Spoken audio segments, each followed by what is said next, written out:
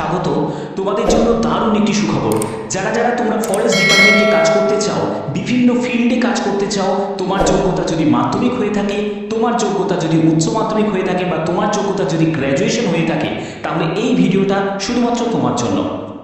তুমি যদি একজন মেল ক্যান্ডিডেট হয়ে থাকো বা ফিমেল ক্যান্ডিডেট হয়ে থাকো, প্রত্যেকেই এখানে আবেদন করতে পারবে। সম্পূর্ণ পার্মানেন্ট পোস্টে নিয়োগ করা হচ্ছে এবং বিভিন্ন পোস্টে নিয়োগ করা হচ্ছে, যেমন হচ্ছে তোমাদের ডেপুটি রেঞ্জার থেকে শুরু করে এমটিএস থেকে শুরু করে ল্যাবরেটরি অ্যাটেন্ডেন্ট, এছাড়া আরও বিভিন্ন তোমাদের পোস্টে নিয়োগ করা হচ্ছে। সবকিছু তথ্য তোমাদের এই ভিডিওতে ক্লিয়ার করব। তোমরা কোন জেলা থেকে এই ভিডিওটা দেখছো প্রত্যেকে কমেন্টে জানাবে। প্রত্যেক ক্যান্ডিডেট যারা যারা এই ভিডিওটা দেখবে প্রত্যেকে অবশ্যই কমেন্টে জানাবে যে তোমরা কোন জেলা থেকে এই ভিডিওটা দেখছো। এখানে অল ইন্ডিয়া প্রত্যেক প্রার্থীরাই আবেদন করতে পারবে এবং তোমাদের রাজ্যের মধ্যেই তোমাদের বিভিন্ন জায়গায় পোস্টিং হয়ে যাবে। সম্পূর্ণ গুরুত্বপূর্ণ তথ্য থাকছে এই ভিডিওতে। ভিডিওটা শেষ পর্যন্ত দেখো, খুবই গুরুত্বপূর্ণ একটি আপডেট শুধুমাত্র তোমাদের জন্য। তো দেখো, আমি পিডিএফটা ওপেন করে নিয়েছি, প্রত্যেকটা স্টেপ তোমাদের কাছে ক্লিয়ার করব। শেষ পর্যন্ত দেখো, খুবই ইম্পর্টেন্ট একটি আপডেট। তো দেখো, এখানে ফরেস্ট ডিপার্টমেন্ট রিক্রুটমেন্ট 2025 এর নোটিফিকেশন রিলিজ হয়েছে। সম্পূর্ণ সরকারিভাবে এই নিয়োগটি করা হচ্ছে এবং সবথেকে গুরুত্বপূর্ণ বিষয়, তোমাদের অনেকেরই একটা প্রশ্ন থাকে যে স্যার এটা কন্ট্রাকচুয়াল চাকরি না পার্মানেন্ট চাকরি। তো সম্পূর্ণ এটা পার্মানেন্ট চাকরিতে নিয়োগ করা হচ্ছে। এখানে দেখে নাও যে তোমাদের কোন কোন পোস্ট আছে। এমটিএস পোস্ট আছে, যে পোস্টের জন্য যোগ্যতা হলো মাধ্যমিক পাস। ফিল্ড ম্যান পোস্ট আছে, যেখানে তোমার যোগ্যতা হলো উচ্চ মাধ্যমিক পাস। যেখানে তুমি আর্টস থেকে হোক, সায়েন্স থেকে হোক, কমার্স থেকে হোক, যে কোনো শাখায় তুমি উচ্চ মাধ্যমিক পাস হলেই তুমি আবেদন করতে পারছো। তারপরে হচ্ছে তোমাদের ডেপুটি রেঞ্জার, যেখানে তোমাদের যোগ্যতা হলো উচ্চ মাধ্যমিক পাস। অ্যাসিস্ট্যান্ট, এখানে যোগ্যতা হলো যে কোনো শাখায় গ্র্যাজুয়েশন। এছাড়া তোমাদের গ্রুপ ডি পোস্ট আছে, যেগুলো অ্যাটেন্ডেন্ট পোস্ট আছে, সেখানে তোমাদের যোগ্যতা হলো মাধ্যমিক পাস। ক্লিয়ার? আচ্ছা, এখানে তোমাদের ভারতীয় নাগরিক প্রত্যেকে আবেদন করতে পারো, অর্থাৎ অল স্টেট অল ডিস্ট্রিক্টের প্রত্যেক প্রার্থীরাই এখানে আবেদন করতে পারো। তোমরা প্রত্যেকে অবশ্যই জানাবে যে কোন জেলা থেকে তোমরা এই ভিডিওটা দেখছো। তোমার জেলার নাম তোমরা অবশ্যই কমেন্টে জানাবে, প্রত্যেকে জানাবে, ঠিক আছে? তো দেখো, সিলেকশন প্রসেসের ক্ষেত্রে প্রথমে তোমাদের একটি রিটিন এক্সাম হবে, তারপরে তোমাদের ডকুমেন্ট ভেরিফিকেশন হবে, তারপরে তোমাদের মেডিকেল টেস্ট হবে। রিটিন এক্সামের ক্ষেত্রে বলে রাখি, একটি মাত্র ফেসেই তোমাদের রিটিন এক্সাম হবে। তারপরে তোমাদের ডকুমেন্ট ভেরিফিকেশনে তুমি যে ডকুমেন্টসগুলোকে তুমি যে স্ক্যান করে আপলোড করবে অনলাইনে আবেদন করার সময়, তো সেই ডকুমেন্টের অরিজিনালগুলো তাদের চেক করা হবে, সেগুলো ডকুমেন্ট ভেরিফিকেশনে, এবং তোমাদের মেডিকেল টেস্ট নেওয়া হবে। ওকে, আচ্ছা, তোমাদের এক্সাম সেন্টার দেখো কোথায় কোথায় পাবে। যারা যারা ইস্টার্ন রিজিয়নে আবেদন করবে তারা দুর্গাপুর থেকে শুরু করে আসানসোল, জামশেদপুর, রাঁচি, রাউরকেল্লা, কটক, ভুবনেশ্বর, কলকাতা, শিলিগুড়ি, কল্যাণী, গ্যাংটক সহ বিভিন্ন জায়গায় তোমরা এক্সামিনেশন সেন্টার পেয়ে যাবে এবং ইস্টার্ন রিজিয়নের মধ্যেই তোমরা পোস্টিং পেয়ে যাবে। তারপরে দেখো, তোমরা যারা যারা নর্থ ইস্ট রিজিয়ন যারা সিলেক্ট করবে, যেমন তোমরা যদি আসাম থেকে বিলং করো, তোমরা যদি ত্রিপুরা থেকে বিলং করো, তোমাদের দেখো ইটানগর, গুয়াহাটি, ডিব্রুগড়, শিলং, আইজল, কোহিমা, আগরতলা, এইসব বিভিন্ন জায়গায় তোমাদের এক্সামিনেশন সেন্টার পেয়ে যাবে, ঠিক আছে? এজ লিমিট কেমন প্রয়োজন দেখো, এজ লিমিট হচ্ছে 1/8/2025 হিসাবে তোমাদের এজ ক্যালকুলেট করতে হবে।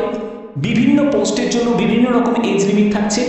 18 থেকে 25 বছর, 18 থেকে 25 বছর হচ্ছে যে পোস্টে তুমি এমটিএস এর জন্য যদি আবেদন করো, তুমি যদি গ্রুপ ডি পোস্টের জন্য আবেদন করো, সেক্ষেত্রে তোমার 18 থেকে 25 বছরের মধ্যে বয়স হতে হবে। 18 থেকে 27 বছর কিছু পোস্টের জন্য আছে, কিছু পোস্টের জন্য 18 থেকে 28 বছর আছে, কিছু পোস্টের জন্য 18 থেকে 30 বছর আছে। কোন পোস্টের জন্য কি কি এজ লিমিট আমি সেটা তোমাদের পরবর্তী জায়গায় তোমাদের ক্লিয়ার করছি। এখানে দেখো, তোমাদের এসসি এসটি যদি ক্যান্ডিডেট হয়ে থাকো তাহলে তুমি বয়সের ওপর 5 বছর রিল্যাক্সেশন পাবে। তুমি যদি ওবিসি ক্যান্ডিডেট হয়ে থাকো, তুমি বয়সের ওপর 3 বছর রিল্যাক্সেশন পেয়ে যাচ্ছ। এছাড়া তুমি যদি পিডাব্লিউবিডি ক্যাটাগরি থেকে থাকো, তুমি যদি একজন পিডাব্লিউবিডি ক্যাটাগরি জেনারেল প্রার্থী হয়ে থাকো, তুমি 10 বছর রিল্যাক্সেশন পাবে। তুমি যদি পিডাব্লিউবিডি ক্যাটাগরি ওবিসি ক্যান্ডিডেট হয়ে থাকো, 13 বছর রিল্যাক্সেশন পাবে। তুমি যদি পিডাব্লিউবিডি ক্যাটাগরি এসসি এসটি ক্যান্ডিডেট হয়ে থাকো, তুমি 15 বছর রিল্যাক্সেশন পেয়ে যাচ্ছ। ওকে, এডুকেশন কোয়ালিফিকেশন এবং পোস্ট এবং তোমাদের বেতন কত টাকা থাকবে আমি সেই ব্যাপারে তোমাদের ধারণা দিচ্ছি।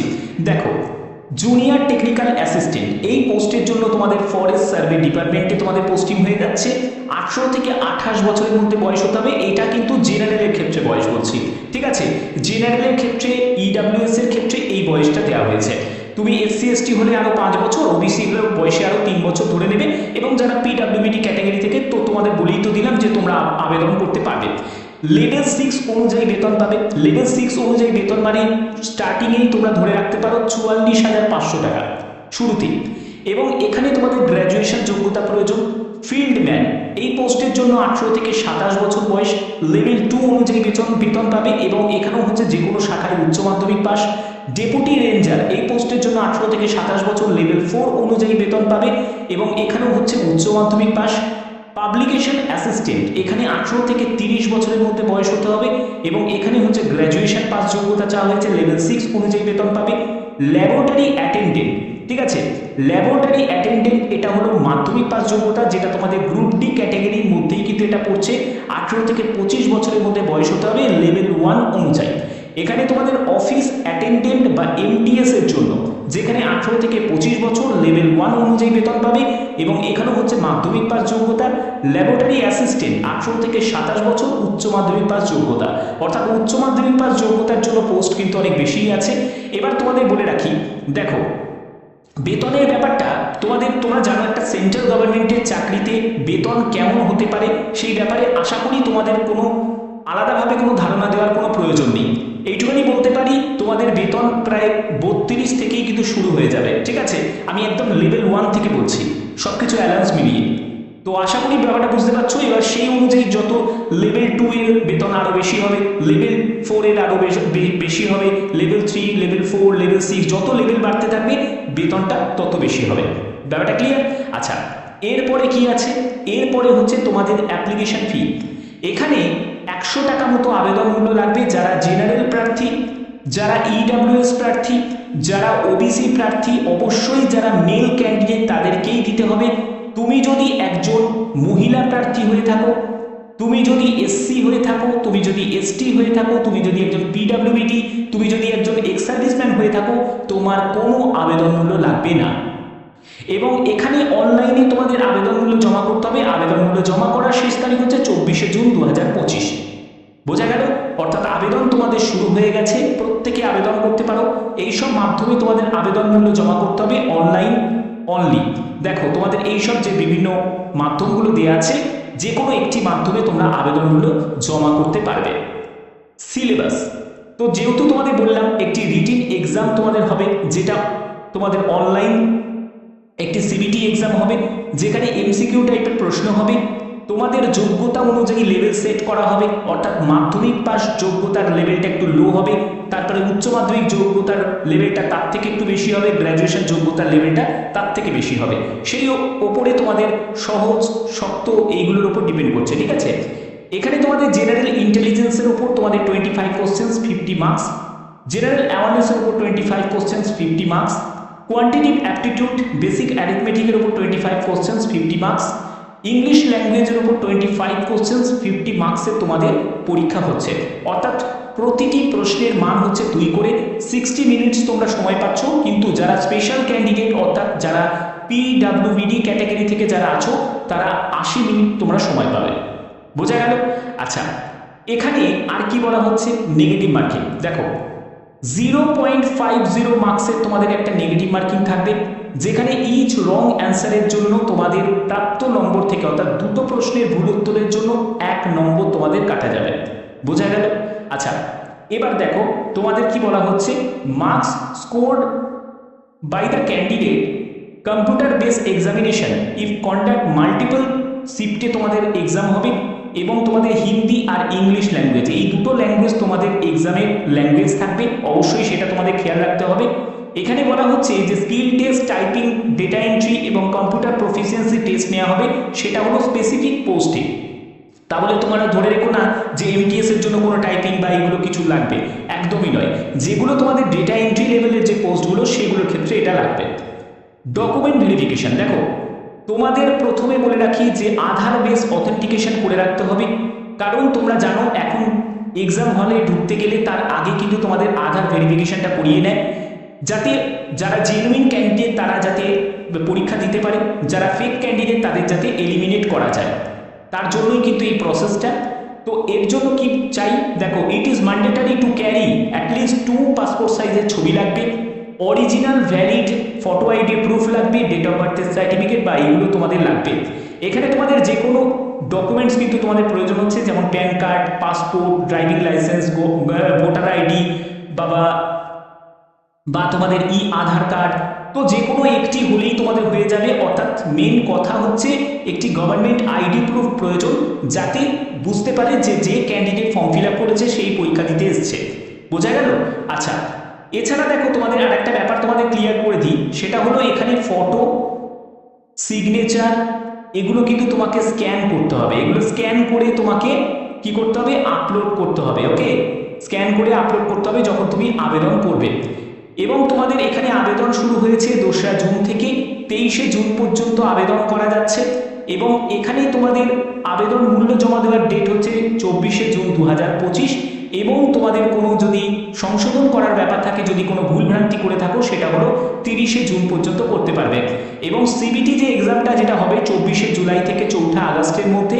এবং তোমাদের যদি কোনো কোয়ারিজ থাকে বা তোমাদের যদি ফর্ম ফিল আপ করতে গিয়ে যদি কোনো হেল্পের প্রয়োজন হয়, অবশ্যই এখানে একটি ফোন নাম্বার দেওয়া আছে, তোমরা চাইলে কমিশনে কল করে নিতে পারো।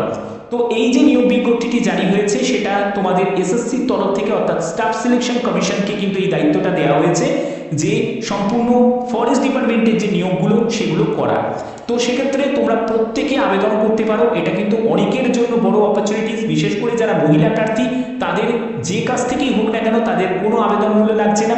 এবং দেখো এখানে তোমাদের যে সিবিটি এক্সামটা যেটা হবে সেটা হচ্ছে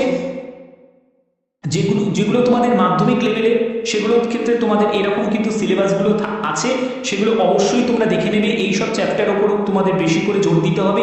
হায়ার সেকেন্ডারি লেভেলের তোমাদের যে পোস্টে তুমি যদি আবেদন করো, সেখানে তোমাদের এক্সামের লেভেলটাও কিন্তু এরকম থাকবে। এবং এখানেও তোমাদের এইরকম সিলেবাসগুলোই কিন্তু তোমাদের ফলো করতে হবে। এবং দেখো তোমরা যারা গ্র্যাজুয়েশন লেভেলের পোস্টে আবেদন করবে তাদের ক্ষেত্রেও তোমাদের এরকম করে দেখে নিতে হবে যে কোন পোস্টের জন্য আবেদন করছো, তার জন্য তোমাদের যোগ্যতার অনুযায়ী তোমাদের লেভেল সেট করা হবে এবং সিলেবাস কিন্তু একই রকম থাকছে। ঠিক আছে, তার উপর তোমাদের ইজি টাফ সেটা ডিপেন্ড করছে। ক্লিয়ার? আচ্ছা, তোমাদের মোটামুটি আমি সব ব্যাপারই ক্লিয়ার করে দিয়েছি। যারা যারা এখানে আবেদন করতে ইচ্ছুক তাদের অবশ্যই অফিসিয়াল ওয়েবসাইটে ভিজিট করেই আবেদন করতে হবে। এবং আবেদন করার জন্য তোমাদের সিগনেচার বা যাবতীয় যা যা তথ্য চেয়েছে সেগুলো কিন্তু অবশ্যই স্ক্যান করে আপলোড করতে হবে। ইনকমপ্লিট অ্যাপ্লিকেশনের জন্য কিন্তু তোমাদের পুরো আবেদনকে ক্যান্সেল করে দিতে পারে, সেটা অবশ্যই তোমাদের খেয়াল রাখতে হবে। তোমরা চাইলে মাল্টিপল পোস্টের জন্য আবেদন করতে পারবে, তোমাদের পরপর সিলেক্ট করতে হবে, কিন্তু রিজিয়ন যে কোনো একটি তোমাদের সিলেক্ট করতে হবে। তোমরা চাইলে একাধিক রিজিয়নে মাল্টিপল অ্যাপ্লিকেশন কিন্তু করতে পারবে না। এবং এখানে বলাই হচ্ছে যে অ্যাপ্লিকেশন বিং ইনকমপ্লিট হলেই তোমাদের আবেদন রিজেক্ট করে দেওয়া হবে। এক্সামিনেশন ফিস যদি তুমি না দাও, ঠিক আছে, সিগনেচার যদি ভেরিয়েশন যদি হয়, মানে আলাদা আলাদাভাবে সিগনেচার, তারপরে তোমার ধরো সিগনেচার ফটো এগুলো যদি ব্লার হয়, ঠিক আছে, তো সেক্ষেত্রে আবজা হলেও কিন্তু হবে না। তো এই সব ব্যাপারগুলো কিন্তু অবশ্যই তোমাদের খেয়াল রাখতে হবে যারা যারা আবেদন করতে ইচ্ছুক। বাদ বাকি এখানে সম্পূর্ণ ডিটেলসটা দেওয়া আছে যে কিভাবে আবেদন করবে, কি কি প্রসেস, সেগুলো কিন্তু দেওয়া আছে। দেখো, প্রুফ অফ নেমের জন্য তোমাদের Aadhaar card, voter card, PAN card, driving licence যে কোনো একটি হলেই কিন্তু হয়ে যাবে। অ্যাড্রেস প্রুফের জন্য কি কি ডকুমেন্টস আছে, তারপরে এজ প্রুফের জন্য কি কি ডকুমেন্টস আছে সেগুলো। যাদের বার্থ সার্টিফিকেট রিলেটেড কোনো সমস্যা যদি থাকে তাহলে সেক্ষেত্রে তোমাদের school leaving certificate, certificate of date of birth বা গেজেটেড অফিসার বা আধার কার্ডে যেখানে তোমার ডেট অফ বার্থ মেনশন করা আছে বা মাধ্যমিকের অ্যাডমিট কার্ড সেটা হলেও কিন্তু হয়ে যাবে। আবেদন করতে গেলে প্রথমে তোমাদের ওটিআর করতে হবে, অর্থাৎ ওয়ান টাইম রেজিস্ট্রেশন করতে হবে। রেজিস্ট্রেশন করে সম্পূর্ণ আবেদন তোমাদের কমপ্লিট করতে হবে। সেখানে তোমাদের ভ্যালিড একটি মেল আইডি, মোবাইল নাম্বার প্রয়োজন এবং তোমরা আবেদন করতে পারবে। অবশ্যই আশা করি তোমরা এই ভিডিওটার মাধ্যমে প্রত্যেকটি তথ্য জানতে পেরেছো। যেহেতু তোমাদের এসএসসির মাধ্যমে সম্পূর্ণ এই নিয়োগ প্রক্রিয়াটাকে করা হচ্ছে, তো অবশ্যই তোমরা আবেদন করতে পারো। খুবই ট্রাস্টেড, যেহেতু তোমাদের জেনুইনভাবে নিয়োগ করা হয়, তো সেক্ষেত্রে তোমরা অবশ্যই আবেদন করে দিতে পারো। এবং তোমরা প্রত্যেকে অবশ্যই জানাবে যে কোন জেলা থেকে এই ভিডিওটা দেখছো। প্রত্যেকে তোমার জেলার নাম অবশ্যই কমেন্টে জানাবে। এখন এখনই কমেন্টে জানিয়ে দাও প্রত্যেকে। তো আশা করি তোমাদের ভিডিওটা ভালো লেগেছে, আর এরকমই যদি গুরুত্বপূর্ণ আপডেট পেতে চাও, প্রতিদিন পেতে চাও, তাহলে অবশ্যই কি করবে, চ্যানেলটাকে সাবস্ক্রাইব করবে, বেল আইকনটাকে অল করে রাখবে যাতে তোমাদের কাছে প্রপার নোটিফিকেশন পৌঁছে যায়। এখনের মতো এটুকুই, ধন্যবাদ।